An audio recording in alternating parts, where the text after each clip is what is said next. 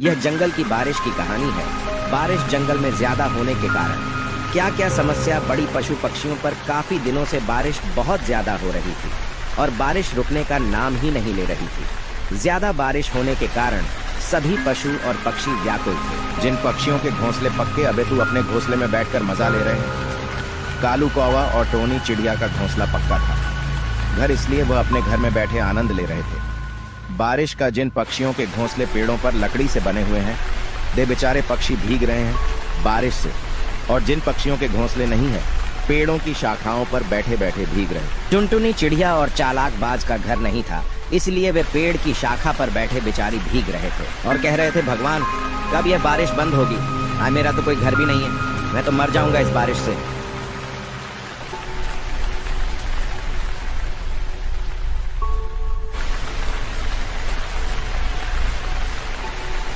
बहुत सारे पक्षियों का घर नहीं था, यहाँ तक कि मीनू चिड़िया का भी घर नहीं था। वह भी एक पेड़ के नीचे बैठी भीग रही थी बारिश के पानी से।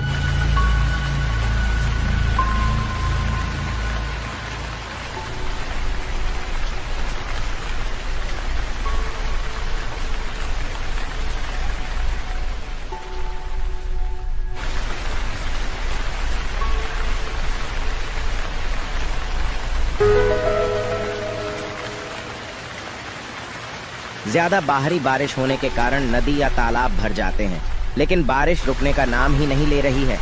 सभी पंछी व्याकुल हैं, कभी यह बारिश कम हो।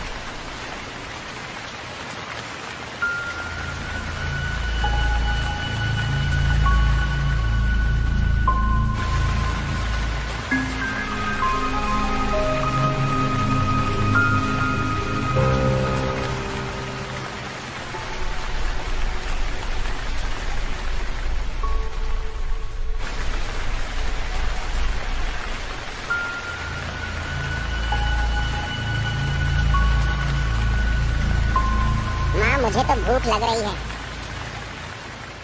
थोड़ी देर रुको बेटी, जब बारिश बंद हो जाएगी तभी हम तुम्हारे लिए खाना ढूंढ कर ले आएंगे। पता नहीं माँ बारिश कब बंद होगी, तब तू मेरे लिए भोजन लेकर आएगी। अब ऐसा लग रहा है बेटी बारिश बंद होने वाली है। ऐसा तो माँ कल भी लग रहा था, लेकिन कल भी कितनी बारिश हुई, आज भी हो रही है। अब बेटी ज्यादा बारिश अब नहीं होगी ऐसा लग रहा है।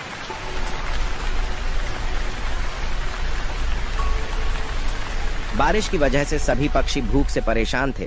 बारिश ने तो पूरी तरह से तबाही मचाती थी, यहाँ तक कि ज्यादा बारिश होने की वजह से बाढ़ आ गई थी और पानी ज्यादा बढ़ने लगा। पानी बढ़ते बढ़ते इतना ज्यादा बढ़ कि पक्षियों के घर तक पानी जाने लगा। कुछ पक्षियों के घर में पानी अंदर घुस गया और पक्षी अपने घर से बाहर निकल के भागने लगे। अब क्या करूँ माँ, पानी तो अंदर ही घुस गया। बेटी यहाँ से भागो, जल्दी भागो, नहीं तो हम दोनों यही मर जाएंगे। हे भगवान, पहले तो बारिश होती थी, अब तो ये बाढ़ का पानी भी हमारे घर में अंदर घुसने लगा। अगर ऐसे ही बारिश होती रही तो हम सब तो मरना। पानी तो घर के अंदर ही आ गया। बेटी बाहर भी नहीं जा सकते, बाहर बहुत तेजी से बारिश हो रही है। क्या करोगी माँ, फिर तू इसी में डूब कर मर जाऊंगी। ये तो पानी बहुत ही तेजी पानी घर में बढ़ रहा है।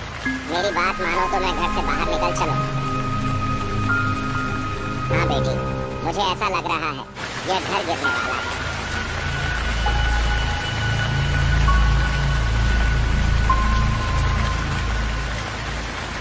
कुछ देर बाद चिड़िया अपने घर से निकलने के लिए तैयार हो जाती है। चिड़िया जाकर एक पेड़ की शाखा पर बैठ जाती है। फिर वह अपने घर की तरफ देखती है। घर को देखती है कि घर हमारा पानी में तैरने लगा और कहती, हे भगवान मेरी जान बच गई, वरना मैं इसी में डूबकर मर जाती। चिड़िया का घर तैरता हुआ एक स्थान से दूसरे स्थान चला जाता है। चिड़िया बेचारी देखती रह जाती है। ऐसे ही बहुत सारे पक्षियों का घर बहता हुआ पानी में चला गया। बेचारे पेड़ की शाखा पर बैठ गए। जंगल की सभी पक्षी भगवान से एक ही प्रार्थना करते, हे भगवान यह कब बारिश बंद होगी। अब तो यह बाढ़ भी आने लगी है। अब क्या हुआ है भगवान, इसे बंद करो। तालाब और नदियां पूरी तरह से भर चुकी थीं।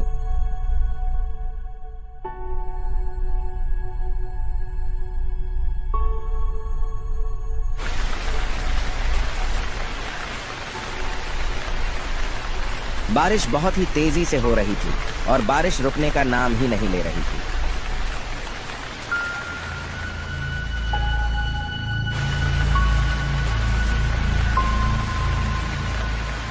अरे बहन, तुम यहाँ कैसे आई?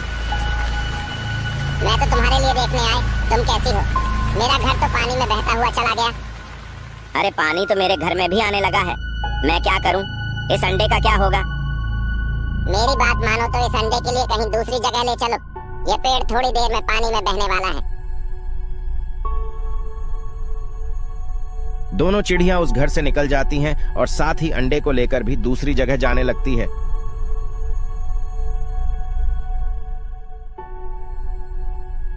अरे चिड़िया, मैं तुम्हारी क्या मदद कर रहने दो। कालू कौवा, मैं अपना अंडा खुद ही ले जा सकती हूँ।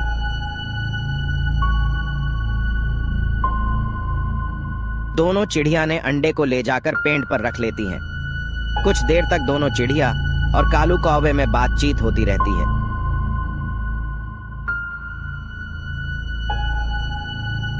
तभी अचानक चिड़िया के पैर से अंडा छूट जाता है और अंडा नदी में गिर जाता है। कालू कौवा चिड़िया का अंडा नदी में बहता हुआ देखकर उसे निकालने के लिए नदी में जाता है।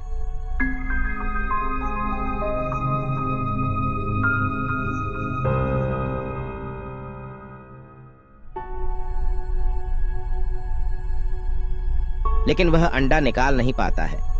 तभी चिड़िया से कहता है, मुझे माफ करना, मैंने तुम्हारे अंडे को नहीं निकाल पाए। क्या करूं? पानी बहुत तेजी से बह रहा है। फिर तो चिड़िया का अंडा नदी में बहता हुआ चला जाता है।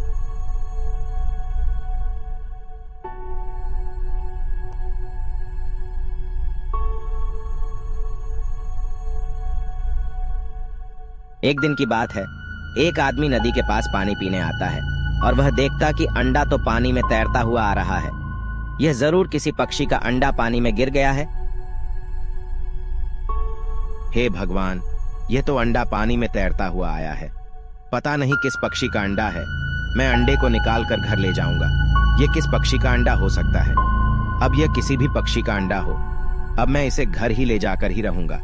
इस अंडे की मां पता नहीं कितनी परेशान और रोती होगी।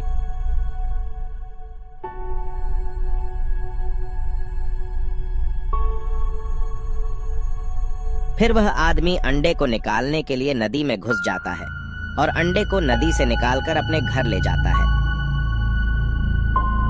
बताओ दोस्तों, अंडा किस पक्षी का हो सकता है?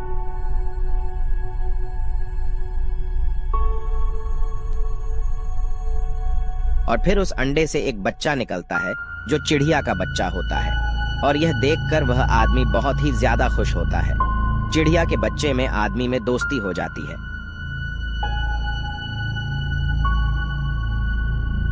चिड़िया का बच्चा उड़ने के लायक हो जाता है और चिड़िया का बच्चा सारे जंगल में घूमने लगता है और जंगल के पक्षियों को अपना दोस्त बना लेता है। चिड़िया के बच्चे की दोस्ती कालू कौवा के बच्चे से हो जाती है और वे दोनों एक अच्छे दोस्त बन गए थे और जंगल के सभी पक्षियों में खेल कूदते रहते हैं।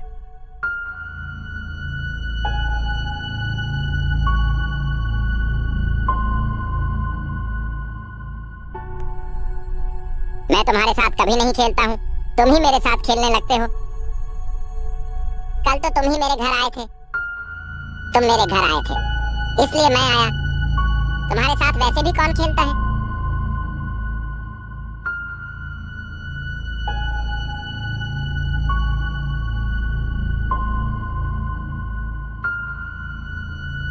ज्यादा लड़ाई होने पर वहां पर उसी पेड़ पर बैठी चिड़िया लड़ाई बचाने के लिए आती है और वहां पर तभी कालू कौवा भी आ जाता है और कालू चिड़िया के बच्चे से बहुत ज्यादा चिल्लाता है।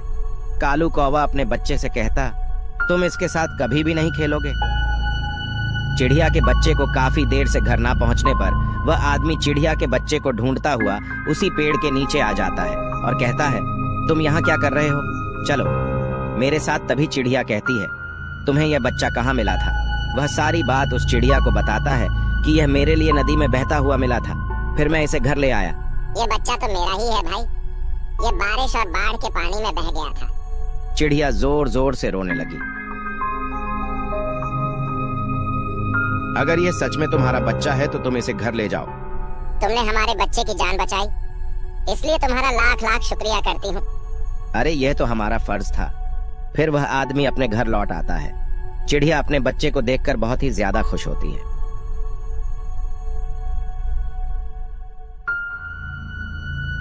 फिर बारिश बंद हो जाती है और बाढ़ भी चली जाती है। तभी सभी पक्षी अपने अपने घर वापस लौटने लगते हैं और सभी बच्चे अपने घर आ जाते हैं और नए घर बनाकर रहने लगते हैं। चिड़िया भी अपने घर आ जाती है अपने बच्चे के साथ और हंसी खुशी से अपने घर में रहने लगती है। अगर चिड़िया की बारिश की कहानी अच्छी लगी हो तो हमारी वीडियो को सब्सक्राइब और लाइक कीजिए।